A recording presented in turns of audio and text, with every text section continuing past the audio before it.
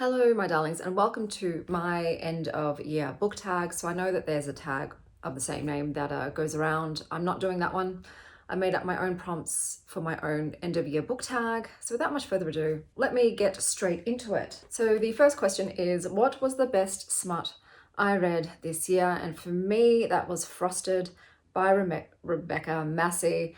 And this is part of her Demon Cream series, in which people unknowingly summon demons into inanimate objects and then must fulfill the nature of that demon's specialty in order to release the demon. This one, it was conjured or summoned into a snowman. So a lot of carrot and ice cold situations abound, but I found it was a great time. I chuckled aloud. The scenes were fantastic, if you know what I mean. And yeah, it's my favorite smut of the year. My next question is, what was my favorite book of 2025? And for me, it's not even a book. It's a itty bitty novella, and it is For He Can Creep by Siobhan Carroll. So this is about a cat and his poet, and together they have to fend off Satan himself. And look, man, if you've got a cat as the main protagonist who is just the best kitty in the whole world, I'm going to love it. And I did. And my heart will forever beat for the best cat in the world, Joffrey. The next question for me is, what was my favorite nonfic of 2025? And that was Universe in Verse by Maria Popova. I actually have a copy on my bookshelf. And this was a collection of scientific kind of essays paired with a poem that correlates to it. So it was just a really lovely combination of nonfiction and poetry about one of my favorite subjects, the universe or space or the galaxy, what have you. And there were also lovely illustrations within it as well. It was just formatted beautifully. And I would say that was my favorite nonfiction of 2025. My next question is my favorite book couple of the year. And that goes to Win and Bo from Out on a Limb by Hannah Bonham Young. So this was a great example of disability rep, where both characters have disabilities. And even though it contained some of my least favorite tropes like one night stands and friends to lovers and pregnancy, Hannah Bonham Young blew me away. She won me over. I was delighted. I was rooting for this couple. And it was just a really heartwarming read. And they are my favorite couple because they loved each other. And even though they had a rocky start, as in it wasn't textbook fairy tale, they got there in the end. My next question is my favorite main character of 2025, and that would be a Martha Ballard from The Frozen River by Ariel Lawhon. This is based on the real life human being, Martha Ballard, who was a midwife, and obviously Ariel's taken some liberties and really made her a super badass bitch, and it was a delight to read about her. And I normally don't really like reading just historical fiction, but this was the exception. My next question is a book that surprised me, and that would have to go to The Hellbound Heart by Clive Barker. I was not expecting to like this.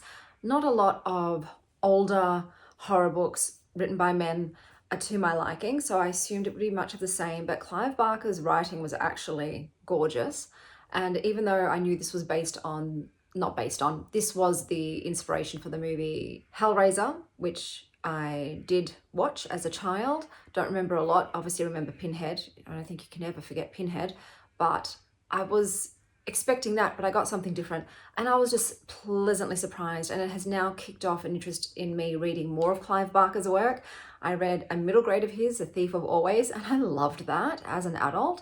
So now I'm probably going to slowly make my way through his backlist. I know there's Weave World, Imagica, Damnation Games or People something. Anyway, I'm slowly making my way because I do really like his writing style. And I said it was a great horror.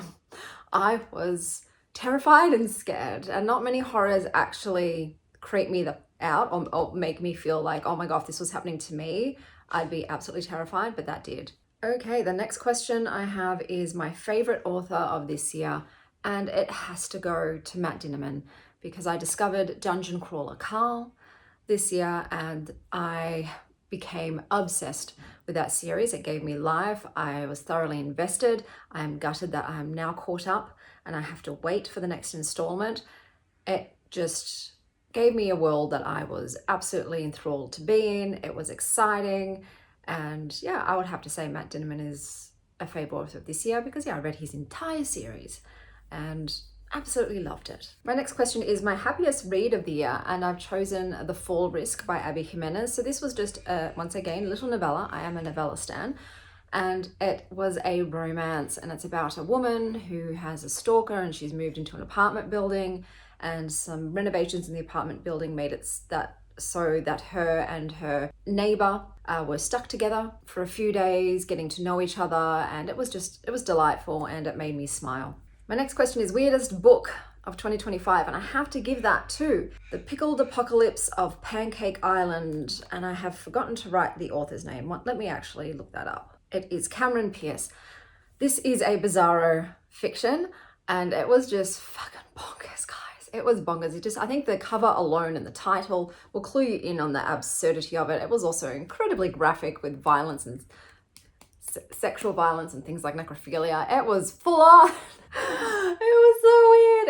It was for me the book equivalent of Sausage Party, the movie, but like even more depraved than Sausage Party. So in terms of the premise, that was the weirdest book that I read this year. Then we have the longest book I read this year, and that clocked in at 880 pages, and it was This Inevitable Ruin by Matt Dinnerman. Sorry guys, I have 3 cats and I always have cat hair on my face. And yeah, that was the longest book I read. I read it in a day. Because I did not want to put it down, and that's the case with all of the Dungeon Crawler Card books. I don't want to put them down. I'm always like, I'll do another chapter, and then lo and behold, it's 3 a.m, and I have a hangover from reading a giant book in one sitting. But yeah, that was the longest book I read. The shortest book I read this year, and I didn't even review it, it was Anabasis by Amal El-Mohtar. Why do I always struggle with this surname? And it was 5 pages. And I didn't review it because I completely forgot about it after I read it. I couldn't even tell you what it was about. I don't know. I'm going to look up the Goodreads synopsis because I remember just reading it and going, that was a nothing burger of a book. I couldn't talk about it at all because nothing happened. Let's look up Anabasis. It says, a story inspired by the phrase, nevertheless, she persisted. So that was that one. My favorite cover of the year does have to go to Blood Sugar by Daniel Kraus, and the cover artist is Paul Mann. Look, I'm a sucker for pin-up style art, hot witches on brooms with candy, just everything about it appeals to me. I loved this cover. I unfortunately did not love the book and DNF'd it. It had a very unique voice in it, but the cover, chef's kiss, would date that bitch. All right, now a book I haven't stopped thinking about, and that is the series Frieren by Kanehito Yamada. It is a manga series about an elf who was part of a heroic troupe who saved the world and then retired, and she is immortal. So she has continued on just existing in the world and has now started thinking about her time with her friends and is discovering sort of human emotion and nostalgia and memories. And she's now got a new group of people that she's sort of taken under her wing and that are also heroes in the making. I haven't stopped thinking about it because I also got caught up with this one and we're not entirely sure when the next installment's going to come out. So it could be a long wait. It could be a very long wait. And I'm bummed because this is just a feel-good series for me. It still has emotional depth, but it just makes me happy, makes me smile, makes me chuckle out loud. I absolutely love Frieren. She does come off as neurodivergent a little bit because of her species temperament, but it's such a great manga, and it is my favorite manga thus far that I have read. My next question is, what was the lowest rated book that I read this year? So I did give out quite a few 1 stars. I'm not afraid to pass out a 1. The book that I hated reading the most was The Sluts by Dennis Cooper. So it's just, the story itself is not one that I enjoy. It was about gay sadist men on forums and the web, the dark web, just indulging in their violent fantasies and also their depraved acts against what is assumed to be underage male escort. And I understand it is satire, and it's I can see its skill in how it executed what it wanted to execute, but the experience of reading it was awful for me. I did not enjoy a single moment of that book. So yeah, if I could scrub the memory of something from this year, it probably would be that one. Okay, an unpopular book I loved. So I base this on what book has the lowest number of ratings and reviews, and that would be Biblioflora by Jean-Baptiste. It only has 3 reviews. It is a non-fiction collection of botanical illustrations that are sublime. I love floral art, especially the more vintage, old school floral art, and I love learning about flowers. And so, yeah, this was a lovely book to flip through. And then I have a book that I want to read next year. So for me, it is This a Cry for Help by Emily R. Austen. I will look up the synopsis for you. I believe it is about a librarian, but I am stoked. It comes out on the 13th of January. And it says, this is a novel following a librarian who comes back to work after a mental breakdown, only to confront book-banning crusaders in an empowering story of grief, love, and the power of libraries. For those of you who don't know, I used to work in a library, so they hold a special place in my heart, as do librarians. Okay, then we have a book that made you cry. That is going to be Wild Dark Shores by Charlotte McConaughey. I bawled my eyes out at this, especially at the ending. It got me. It talks about mothers and sacrifice and protecting children. So it got me. It's a sci-fi mystery thriller. It's a bit of a genre mix. Litfic too, I would put it under as well, about a family who live in the south of Australia. Is that the Arctic or the Antarctic? I'm not good with that. I always get them confused. But they're packing up the last seed bank there, and a woman washes up on shore, and there's a murder mystery and things abound. But I cried a lot. I ugly sobbed. Then we have a book with the most unique concept. So look, I am going to go with the Dungeon Crawler Carl series because this was my first time reading lit RPG. I have never read that genre of book before. So what it is, it's the book version of a role play game. So you have this gameplay in the book. Things will pop up with information about boss fights and characters and skill ratings and loot boxes, all that sort of thing is within the book, and it just makes it really fun and interactive. And I've heard that the audiobook for this series is phenomenal. Unfortunately, it seems to be an Amazon exclusive, so I've only gotten to listen to the preview samples of it. But yeah, I really love reading the lit RPG, and I have tried some others. I haven't found any others that I have loved thus far, but it is now something that I will definitely give a go if I come across it. And then we have a book that I would reread, and I actually did reread a book this year, and that was The Phantom Tollbooth by Norton Juster. So this is one of my all-time favorite books. It's my original childhood copy. I can't even tell you how many times I've reread this. It would have to be upwards of 30 or more. I probably far higher than that, to be honest, because I would reread it constantly as a child, and I've done so as an adult as well. It's not only nostalgic, it is a fantastic story. And if you're a lover of puns and wordplay, you will cream your panties over this book, which is probably not the right thing to say for a children's book. You will get excited, or you will clap your hands with glee. It's about a bored little boy who ends up being gifted a toll booth and visits magical lands, things like Dictionopolis. So things to do with school, mathematics, English, but also a lot of morals and philosophies and human behavior abound. And like I said, I love the wordplay. There's an island of conclusions, and you get there by jumping to them. So it's a delight. I love it. It makes me happy. It's like a soul book for me. I don't think I will ever get tired of rereading it, but that was my reread of this year. The next question is my reading goal reflection from 2025. So let's go through my reading goals that I made for 2025. The first, we'll start with the number of books because, Goodreads and the like ask you to put in a goal. It doesn't matter. This is the most arbitrary thing ever. Like the amount of books doesn't mean shit. It doesn't mean anything, But I put number 222, and I obviously surpassed that. How many books did I read this year? 464, I think, is how many books I read in full. That does not include all the books I DNF'd. That would be a couple hundred more. But yes, 464. So anyway, let's move on to something that matters. Okay, so I wanted to keep reading diversely, and I did.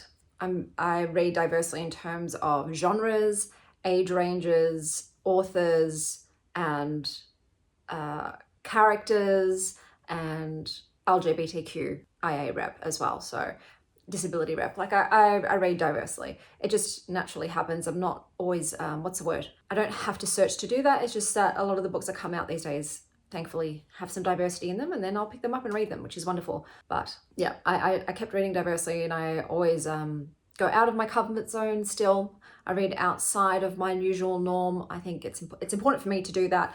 I just, like I said, gain different perspectives. I might unlock a new love like I did with manga and Freren, and like I did with Lit RPG and Dungeon Crawler Carl. So those were two new things that I got into. Never gone into manga previously, never read a Lit RPG book before previously. So like I said, I always like to read new things and read diversely. Go to more book clubs. I did do that. So I was at that time just attending my library book club. Unfortunately, a lot of the books that they choose were not to my liking, and the times were not super suitable for me in terms of school pickup, or they were too late in the evening.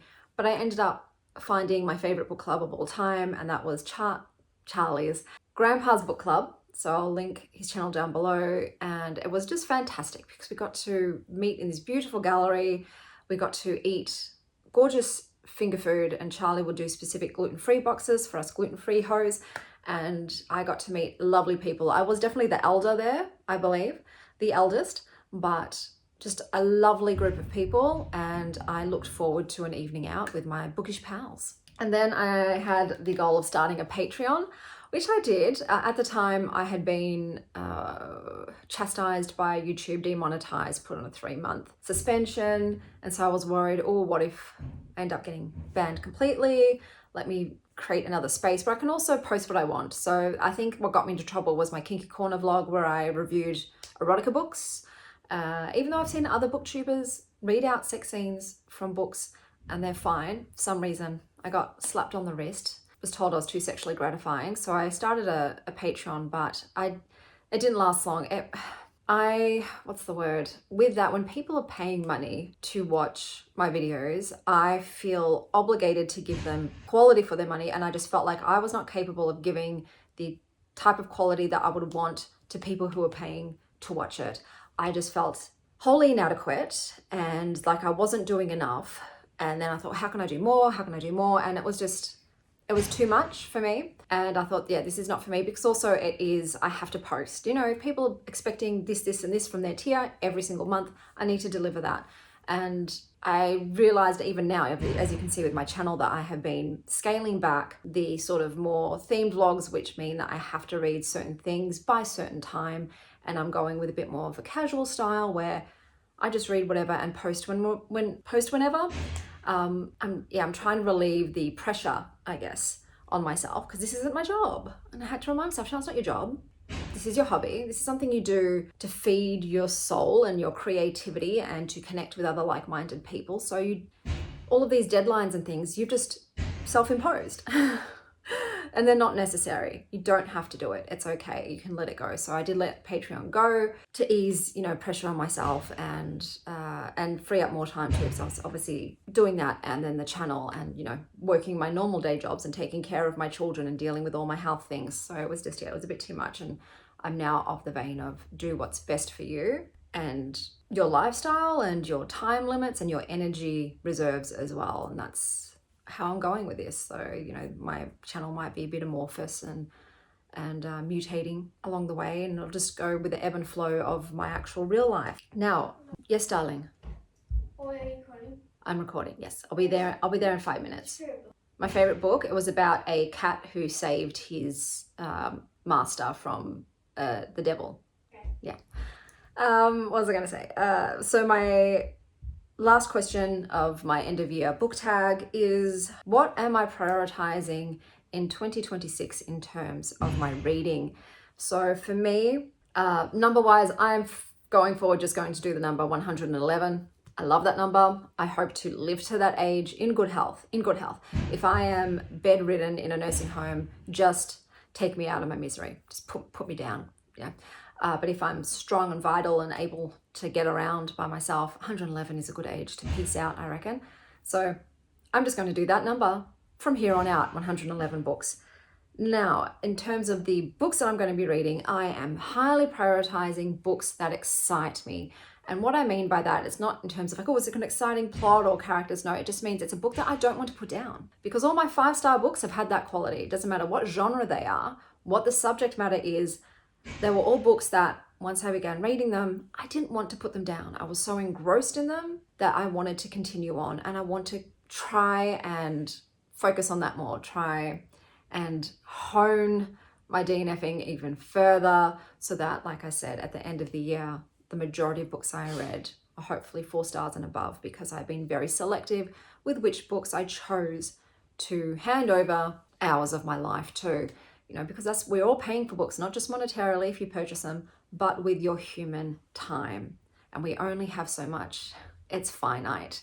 So I want to be more discerning about which books are worthy of me paying in my human years for. So that's something I'm going to try and, like I said, hone, a skill I'm going to hone even further, realizing when a book just isn't appealing to me, which brings me to another goal of mine in that it's being less influenced by what's popular. And I don't mean trying popular books, that's still something I'm going to do, but not pushing through or persisting with a popular book just because everybody else loves it or people that I highly respect love it. I'm not going to love everything everybody else loves, and I have to sometimes understand that just because they think it's fantastic. If I'm not enjoying it, Chanel, if you're not enjoying it by a certain part, that book's just not for you.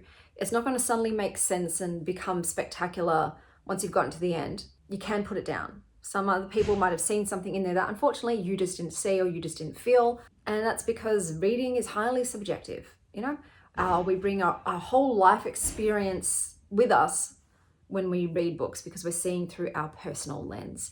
And so what one person reads is not going to be the exact same experience another person has with it.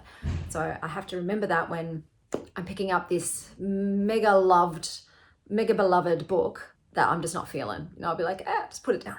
Just put it down. There's plenty more. There's plenty more along the way. Another goal is to support local bookstores more. So I did do that a bit this year, but I will say that the majority of the books that I purchased did end up coming from the bigger book brands, bookstores like Dimmicks and Readings, because they're just so proliferate. They're everywhere. They have a huge variety because they can just purchase everything in every genre. So it is always tempting when you go there to just purchase a book from there rather than maybe going to your local bookstore and then asking them to order in. You know, there's the lack of convenience, I guess, that you get with the big brand bookstores. But I did purchase from op shops and from independent bookstores, but I really want to do that more if I can. So that's on the goal. And also I've put read more sci-fi. Surprisingly, I didn't read a lot of sci-fi this year. That was brought to my attention when I looked at the Goodreads nominees, which I know, take it with a grain of salt, the Goodreads nominees. But I was like, oh, maybe I haven't read enough sci-fi because that is one of my beloved genres. My main genres that I read are fantasy, horror, litfic, nonfic. I guess you'd say romance, but it's not normally straight romance. It's romance in the other genres, and then sci-fi. But sci-fi was significantly lower than the other categories. So I want to even it out a little bit between my main big genres. But like I said, I read all genres, guys. Even cookbooks. Maybe not history and biography, though. That might be the one genre I tend not to touch.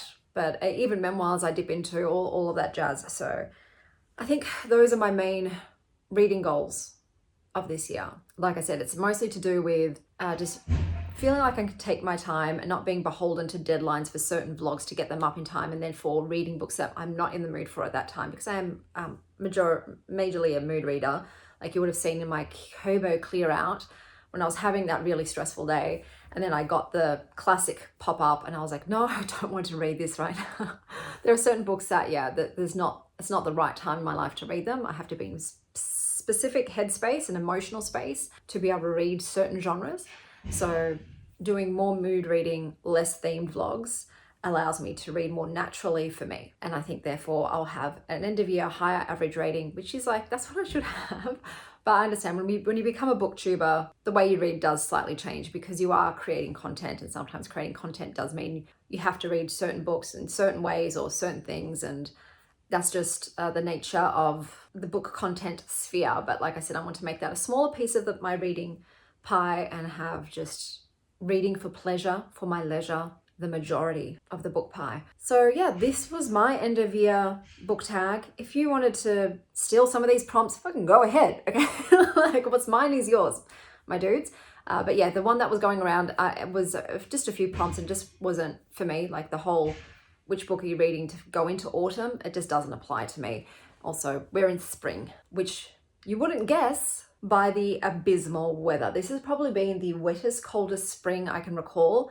And now I'm worried that that will end up equating to the hottest, driest, most bushfiery summer that we've had. So the seasons be wild and changing at the moment. But that is everything for my end of year book tag. Let me know down below. You can answer any of my prompts. Pick a prompt and give me your answer. And until next time, stay reading, Star Child. These two beautiful girls kept me company the whole time I was filming, so I thought I'd put them at the end. I love you.